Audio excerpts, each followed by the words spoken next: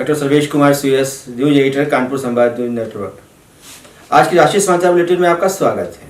केंद्रीय स्वास्थ्य मंत्रालय ने आज बड़ा फैसला लेते हुए कहा है कि अब 18 से 44 साल वालों को वैक्सीन लगाने के लिए ऑनलाइन अपॉइंटमेंट लेने की जरूरत नहीं है। यदि आपने पहले से रजिस्ट्रेशन करा लिया है तो अच्छी खबर है, वरना आपको वैक्सीनेशन सेंटर पर ही रजिस्ट्रेशन कराना होगा और उसके बाद आपको अपॉइंटमेंट और वैक्सीन मिलेगी। स्वास्थ्य मंत्रालय ने कहा है कि ऑनलाइन अपॉइंटमेंट के दौरान कई जगहों पर वैक्सीन बर्बाद होने की रिपोर्ट मिल रही थी, जिसके बाद सरकार ने यह फैसला लिया। यह सुविधा केवल सरकारी वैक्सीनेशन केंद्रों पर ही उपलब्ध है। अभी 18 प्लस वालों को ऑनलाइन स्लॉट बुक करना पड़ता था, जिससे लोगों को काफी दिक्कत आ रही थी और उन्हें समय पर वैक्सीन नहीं लग पा रही थी। केंद्र सरकार ने 24 मई से इसकी शुरुआत कर दी है। अब इसकी पहल राज्यों को करनी है। बेसिक शिक्षा विभाग उत्तर प्रदेश ने पंचायत चुनाव के दौरान संक्रमित होकर जान गंवाने वाले शिक्षकों को लेकर बड़ा ऐलान किया है कि ऐसे शिक्षकों के परिजनों के सहायक अध्यापक और कनिष्ठ लिपिक के पद पर नियुक्ति मिलेगी। अभी तक केवल चतुर्थ श्रेणी पद पर अनुकंपा नियुक्ति देने का प्रावधान था। शिक्षक संघों ने चुनावों के दौरान 1600 शिक्षकों के मरने का दावा किया था, जिसे सरकार ने माना नहीं था, लेकिन अब योगी सरकार चुनाव को देखते हुए कुछ झुकी है। यूपी में ट्रेस, टेस्ट और ट्रीट की नीति से कोरोना को नियंत्रित करने में मदद मिली है। बीते 24 घंटे में प्रदेश में 3,981 संक्रमण के नए मामले सामने आए हैं। 157 लोगों की मौत हुई है। बीते 24 घंटे में कोरोना के 3.26 लाख टेस्ट किए गए हैं।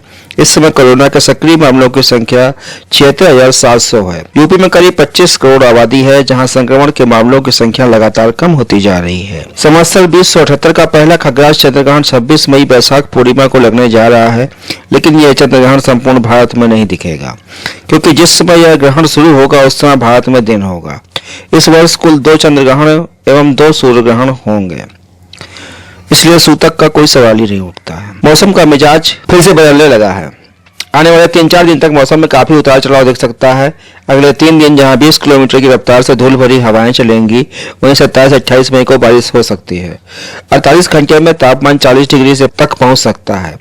मानसून अपनी रफ्तार से चल रहा है। केरल में मानसून 29 या 30 मई को दस्तक दे सकता है। ब्लैक और व्हाइट फंगस के बाद अब गाजियाबाद के संजय नगर में एक मरीज येलो फंगस का मिला है। इलाज करने वाले डॉक्टर बीपी त्यागी ने बताया कि 45 वर्षीय मरीज पहले कोरोना से पीड़ित हुआ था और डायबिटिक भी है। अब उसकी जांच में ब्लैक और व्हाइट फंगस के बाद येलो फंगस की भी पुष्टि हुई है। येलो फंगस रेप्टाइल्स में पाया जाता है। पहली बार किसी मानव में इसकी पुष्टि हुई है। बाबा रामदेव की पतंजलि योगपीठ के डेयरी कारोबार की कमान संभालने वाले सुनील बंसल 57 का जब कोरोना से निधन हो गया। वे कोरोना पॉजिटिव थे। बंसल गुड़गांव कार्यालय से ही पतंजलि के दूध, दही, मक्खन और घी जैसे डेयरी उत्पादों को बाजार संभाल रहे थे। सुनील बंसल ने 2018 में पतंजलि आयुर्वेद के डेयरी कारोबार का कार्यभार संभाला था। तभी से पतंजलि ने डेयरी उत्पादों को बाजार में प्रस्तुत किया था। भारतीय मौसम विभाग के अनुसार बंगाल की खाड़ी के पूर्वी मध्य क्षेत्र में बना निम्न दबाव का क्षेत्र चक्रवाती तूफान में तब्दील हो गया है। उड़ीसा के केंद्रपाड़ा में भारी बारिश शुरू हो गई है, जिसके अगले 24 घंटे में भीषण चक्रवाती तूफान में बदलने की संभावना है। 26 मई को यह पश्चिम बंगाल के तटवर्ती इलाकों में पहुंचेगा, जिसे लेकर अलर्ट जारी कर दिया गया है। RDIF और पैनेसिया बायोटेक ने रूसी वैक्सीन स्पुतनिक V का भारत में उत्पादन शुरू कर दिया है। जल्द ही यह वैक्सीन आम लोगों के लिए उपलब्ध हो जाएगी। पुणे के तालेगांव और दम्हाड़े में एक हाउसिंग सोसाइटी पे एक बहू ने अपनी ही सास का गला घोटकर उसका शव बोरे में भरकर अपनी बालकनी में रख दिया। 3 दिन बाद जब शव से बदबू आने लगी, तब उससे वह ठिकाने लगाने निकली और पुलिस आने से गिरफ्तार हो गई। गौरतलब है कि 21 मई को पूजा सिंधे 22 ने अपने पति मिलिंद सिंधे 29 के साथ ब्लाउज से गला घोटकर अपनी सास की हत्या कर दी थी। बाद में पति की मदद से बोरे में शव भरकर उसे ठिकाने लगाने की कोशिश कर रही थी। बहू ने 21 मई को सास की हत्या कर शव को बोरे में भरकर बालकनी में रख दिया था। 23 मई को भारी बदबू उठने पर उसे ठिकाने लगाने निकले, लेकिन पड़ोसियों ने पुलिस को फोन कर दिया, जिससे दोनों रंगे हाथ पकड़े गए। कोरोना टीकाकरण प्रमाण पत्र पर प्रधानमंत्री नरेंद्र मोदी के फोटो के जवाब में राज्यों के मुख्यमंत्रियों ने अपनी फोटो वाले प्रमाण पत्र छापकर वैक्सीनेशन कराने वाले लोगों को देना शुरू कर दिया है। पश्चिम बंगाल, छत्तीसगढ़, पंजाब, झारखंड राज्यों का कहना है कि जब पीएम टीकाकरण के बहाने अपना प्रचार कर रहे हैं तो राज्य क्यों न करें, इसमें क्या बुराई है। कुछ राज्यों ने तो कोविन ऐप की जगह अपने राज्यों के ऐप भी विकसित कर लिए हैं, जिस पर वे वैक्सीनेशन के लिए रजिस्ट्रेशन कर रहे हैं।